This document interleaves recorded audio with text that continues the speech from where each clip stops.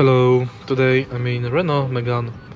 In this video I'll show you how to start preconditioning function. Preconditioning function has a purpose for either cooling or heating your car before you drive it. In order to start preconditioning, make sure that your car is connected to charger for at least 2 hours before departure.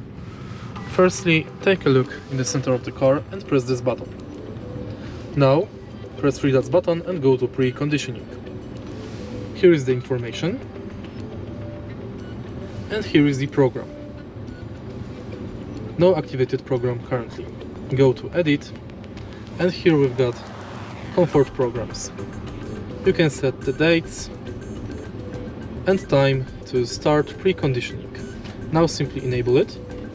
Go back and tap on program to activate it. To disable it, simply select off. If you find this video helpful, please leave like, comment and subscribe.